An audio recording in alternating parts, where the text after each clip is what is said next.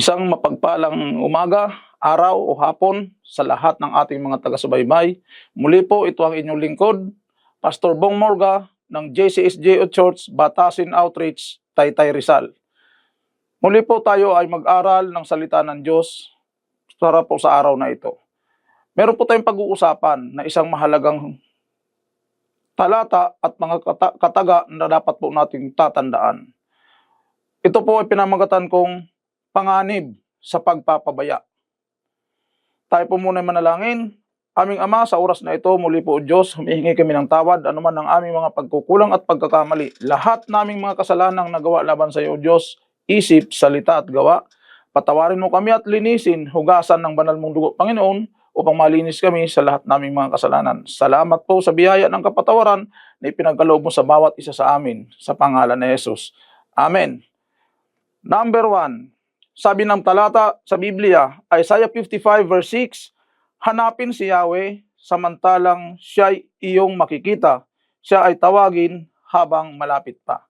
Sa simula pa lang po binigyan na ng diin ng ating Panginoon ang kahalagahan ng paghahanap. Saan? Sa ating Panginoon. Sa ating Diyos na pinagmumulan ng ating buhay. Amen?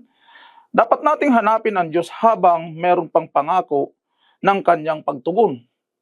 Huwag nating hanapin kung kailan wala na tayong oras at panahon. Kaya kasalukuyan, anuman ang sitwasyon at kalagayan mo kapatid, importanteng bigyan mo ng halaga na pagtuunan mo ng pansin ang paghahanap sa ating Diyos upang maituwid, mapanuto ang ating pamumuhay dito sa lupa. Amen? Jeremiah 29 verse 13 to 14, ang sabi ng Panginoon, ako'y hahanapin ninyo at masusumpungan kung buong puso ninyo akong hahanapin. Ang paghahanap po ay hindi po ito dahil may narinig ka lang, kundi dapat mayroong pagtugon sa aksyon o kilos. Hindi lang yung magsisimba ka dahil gaya-gaya ka. Talagang meron kang gagawin. Una, anuman ang naranasan mong mabuting gawa ng Diyos sa buhay mo, ibahagi mo ito sa iba upang sila man ay maranasan ang pagkabutihan ng Diyos sa buhay ng bawat isa. Amen?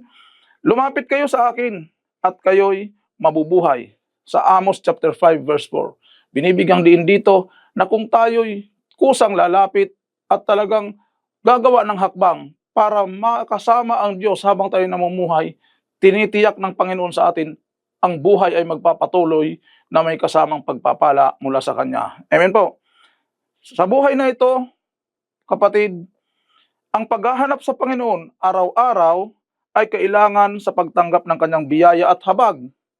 At dapat kang matakot, dapat kang maalarma kung masumpungan mong wala ka ng gana mag-church, lalo na't wala ka ng gana manalangin, wala ka ng ganang pumunta sa mga kapatiran, at nakiisa sa mga espiritual na gawaing itinatakda ng church kung saan ka nandoon. Amen po. Sinasabi po ng Matthew chapter 7 verse 21 para sa iyo kapatid. Sinabi ng Panginoon, hindi lahat ng tumatawag sa akin, Panginoon, Panginoon ay papasok sa kaharian ng langit. Kundi yun lamang na gumagawa ng kalooban ng Diyos. Malinaw kapatid ang isang warning at paalala na buong pusong pinararating sa inyo, sa iyo, sa akin, sa atin lahat, sa bawat isa.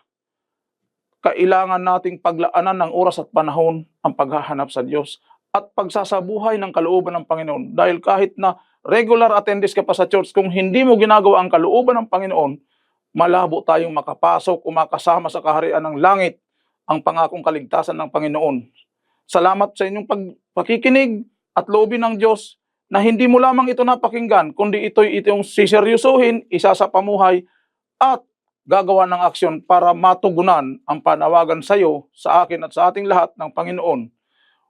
Maraming salamat at sumainyo po ang pagpapala ng ating Panginoon. God bless sa inyong lahat.